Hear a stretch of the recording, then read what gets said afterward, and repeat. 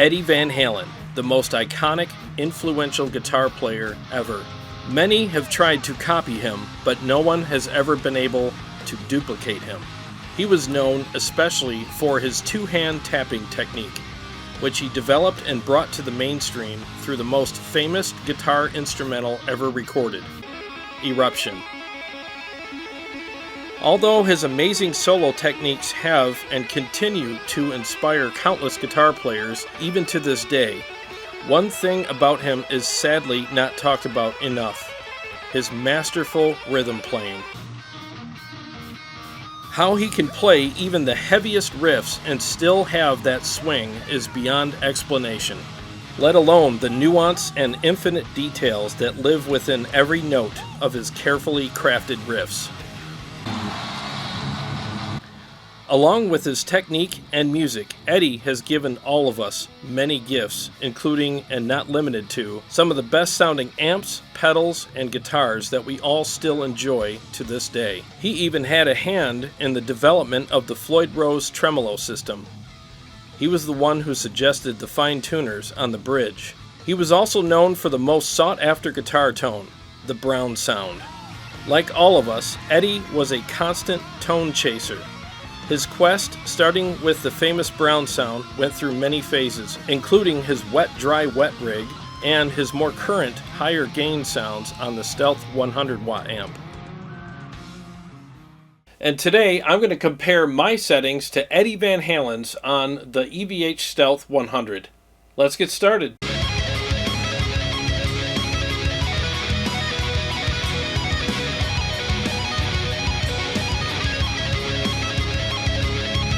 Alright, so a couple of things before we get started. I already know that some people are going to be like, who do you think you are comparing your settings to Eddie Van Halen's?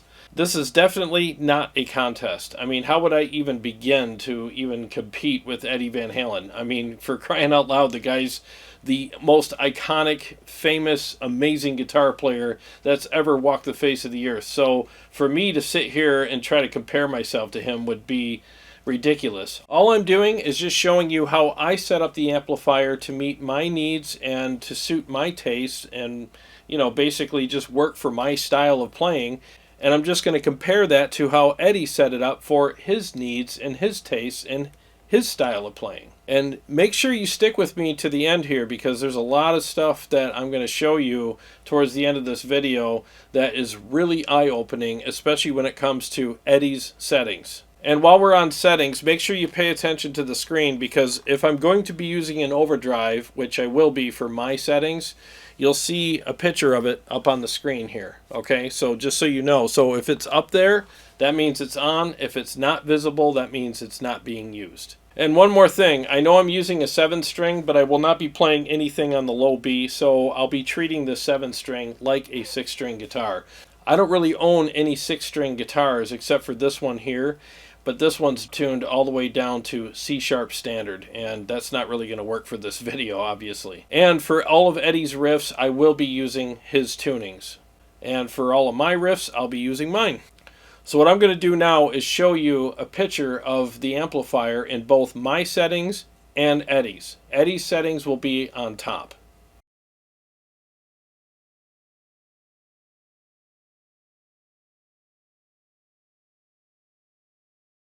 Alright, so now let's see how our settings compare in some of Eddie Van Halen's riffs now.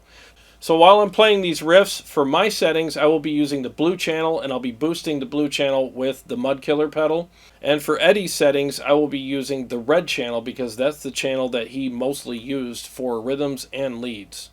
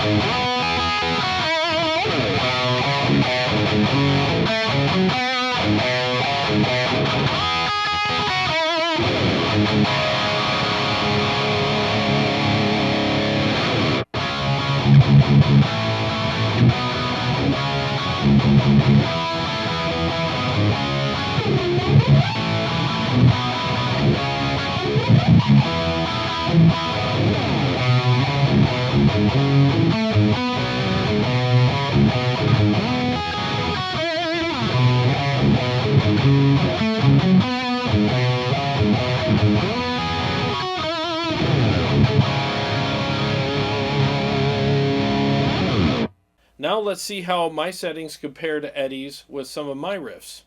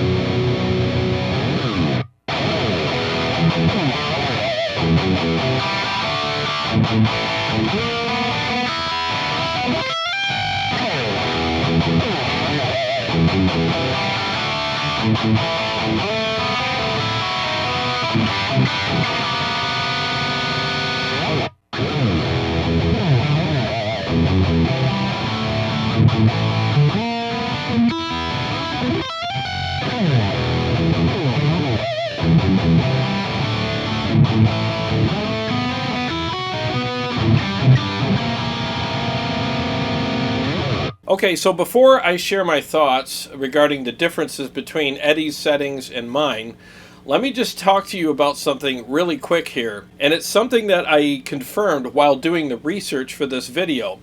As you may or may not know, I did a video on the Stealth and the Easter eggs that are in it a couple of weeks ago. And one of the Easter eggs that is absolutely amazing is how the gain setting on the blue channel greatly affects the whole gain structure on the red channel. Now, as you know, this is Eddie's signature amplifier, and he could have just had that trick put in there just for himself and not shared it with everybody else, but he was kind enough to share that Easter egg with everyone who buys the amplifier. And man, that is such a cool feature in this amplifier. And when I did that episode, I was wondering, I was like, I wonder if Eddie actually used that for himself, or it's just an option he put in there because he thought some people would like it. And then I started leaning towards, no, I'm sure he uses that option, because otherwise, why would he have it put in there? And I was right. So when I looked up his settings, I was looking for the blue channel gain setting, and sure enough, he has the gain cranked all the way up on the blue channel, because like I said earlier in the video, Eddie uses the red channel on the amplifier for rhythms and leads. And he really utilizes that trick that's associated with the gain in the blue channel to tighten up and make the red channel a lot more responsive for his playing. So I'm going to demonstrate that for you right now, just so that you can get an idea of what that does to the red channel. And if you want to watch that video I did about the Easter eggs that are in this amplifier, there's a link below. Go ahead and watch that and learn the other stuff about the amplifier. It's an incredible amplifier, and I'm so glad that Eddie shared all those little tricks with us. So I'm going to go ahead and play on the red channel right now, and as I'm playing, I'm going to go ahead and turn the blue channel gain all the way down, and you'll hear the red channel round out. It gets less aggressive, and it's still pretty tight, but you'll just hear the character of the channel drastically change as I turn the gain on the blue channel all the way down. And then I will gradually bring it all the way back up where Eddie has it, and you'll hear the channel get a lot tighter and more aggressive and responsive while I'm doing that.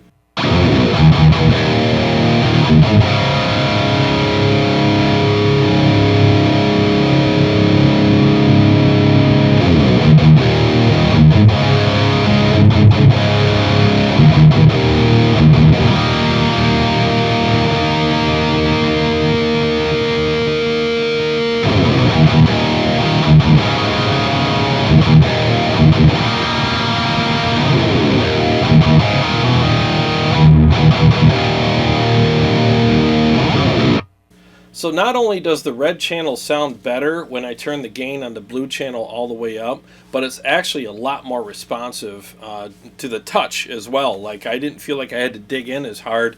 It just made it more responsive and more fun to play.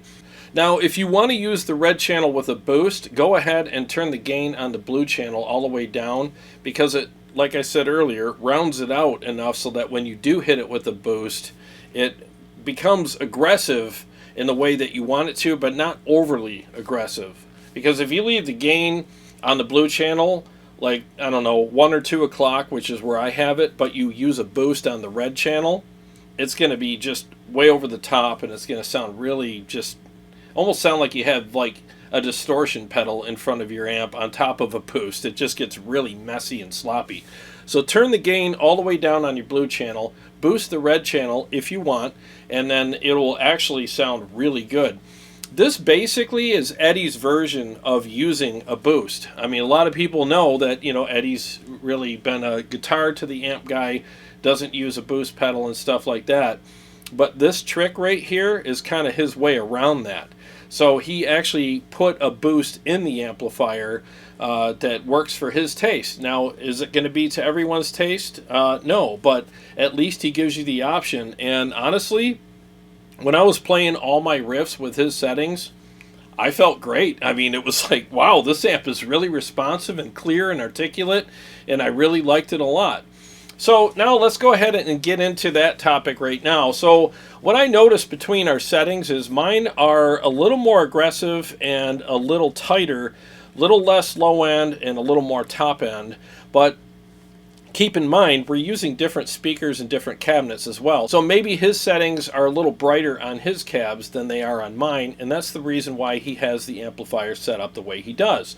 Maybe his cabs have a little bit less low end than my Mesa cab, and maybe that's why he's got a little more low end in his settings to kind of attenuate for that. But I will say, when I was playing his riffs with his settings, I kind of felt like I was on familiar territory regarding his tone. Like, I was like, wow, this sounds really close to what I'm used to hearing when I listen to him play, especially, you know, live, because this is the Stealth, it wasn't recorded on some of the albums associated with the songs that I was playing, but It had that warmth to it, though. So it had this really nice warmth, lots of great gain, and great tone, but it was a little warmer than mine on my cab.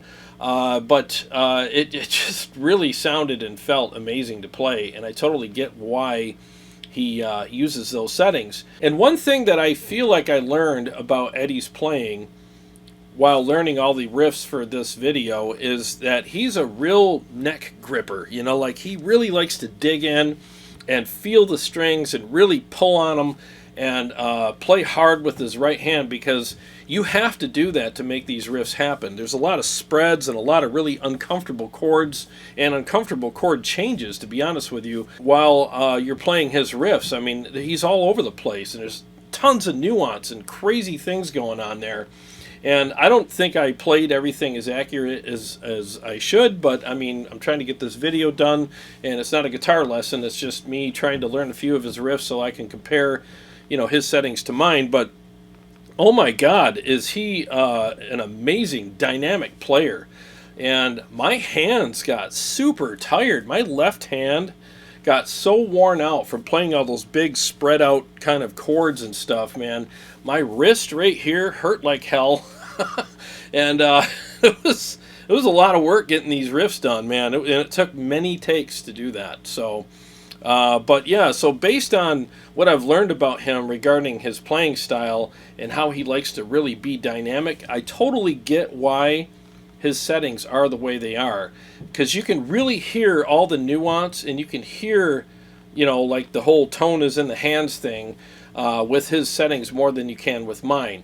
So I really feel like he had that really awesome old school aggressive approach to playing guitar. He really played that instrument about as hard as you can, and every bit of his personality and his style went right from his hands right into that fretboard and got picked up by the pickups and thrown to the amp. And he was really throwing a lot of great stuff to the amplifier, and I have to say I'm very, very impressed with the way that he played. I mean, it was just really dynamic, and as hard as I tried to emulate all of that, I just couldn't. I just don't have what he had.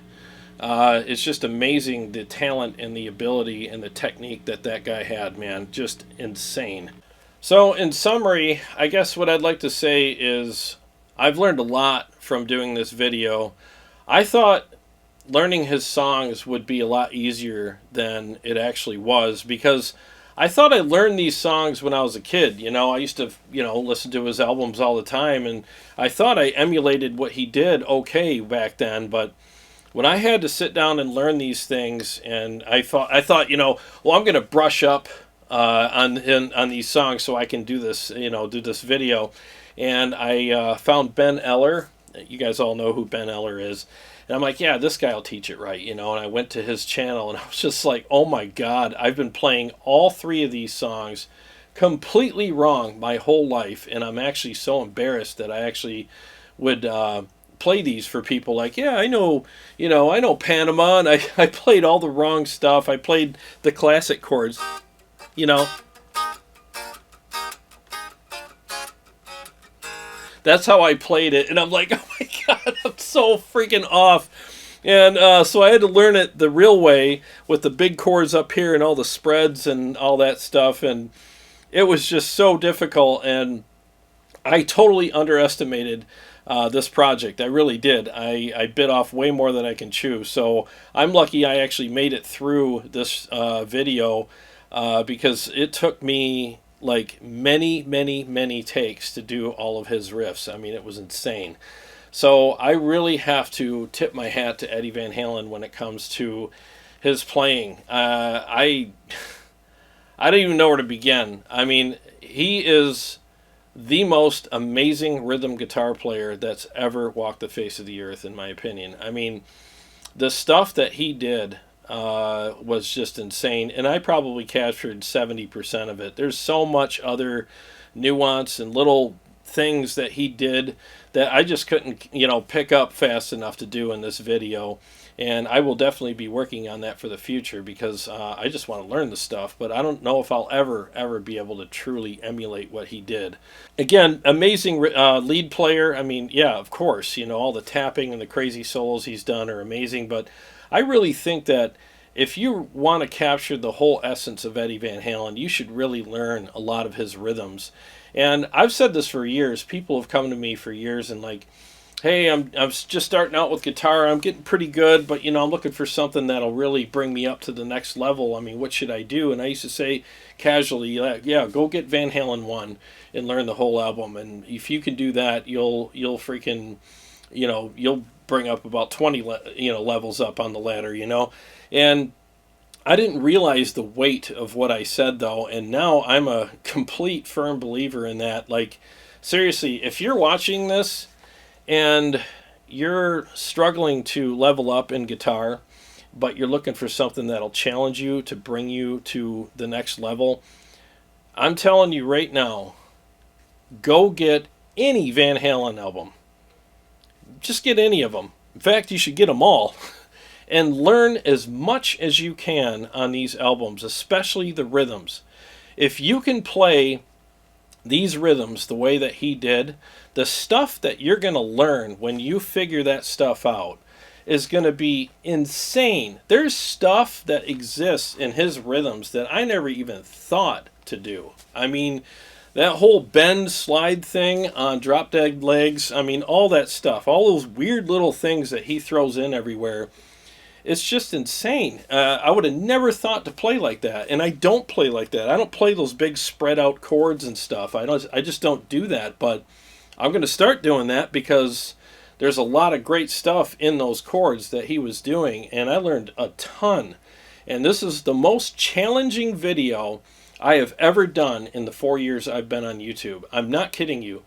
Learning his songs was a huge challenge, and here I am, oh yeah, big prog guy, big shredder prog dude. And I'll tell you what, man, Eddie Van Halen beat me to my knees with his rhythms. I was humbled beyond words. And I got schooled hard.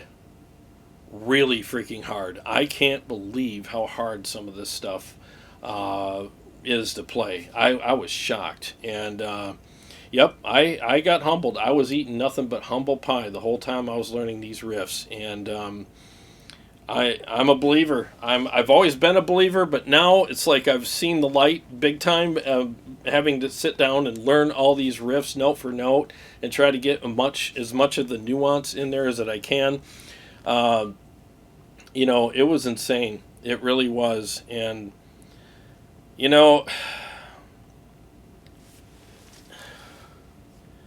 there's so many things that Eddie has given us.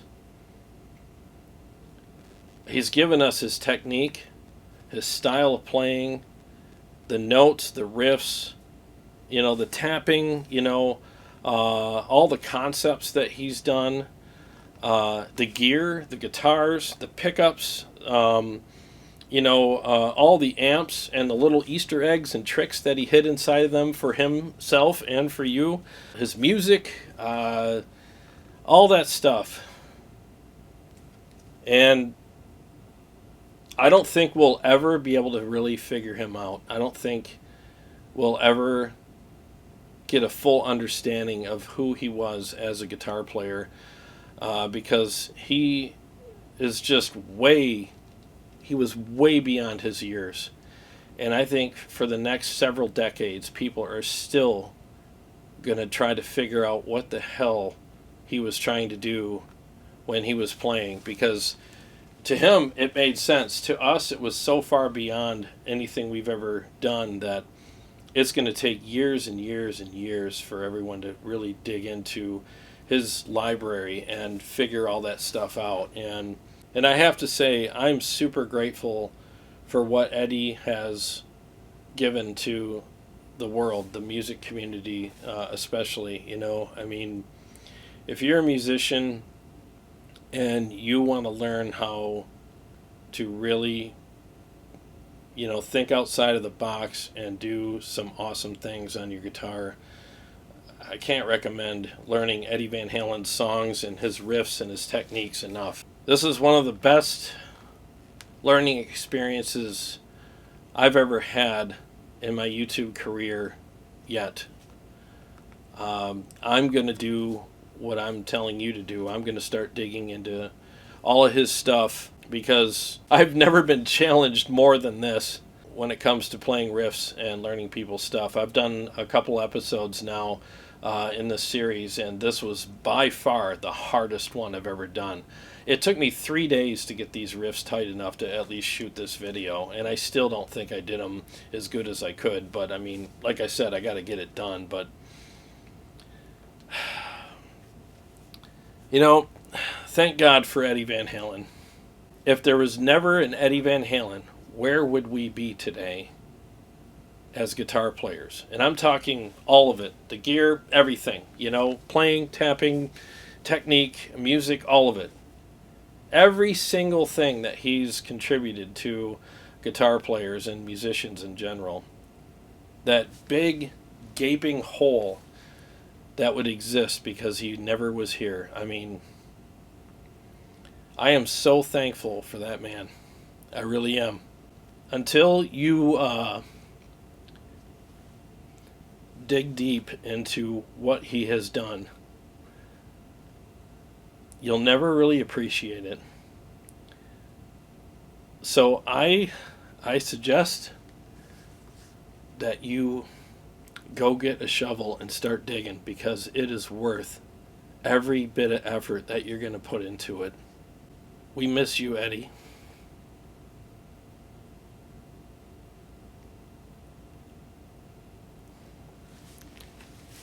God bless you. And thank you so much for what you've contributed to all of us.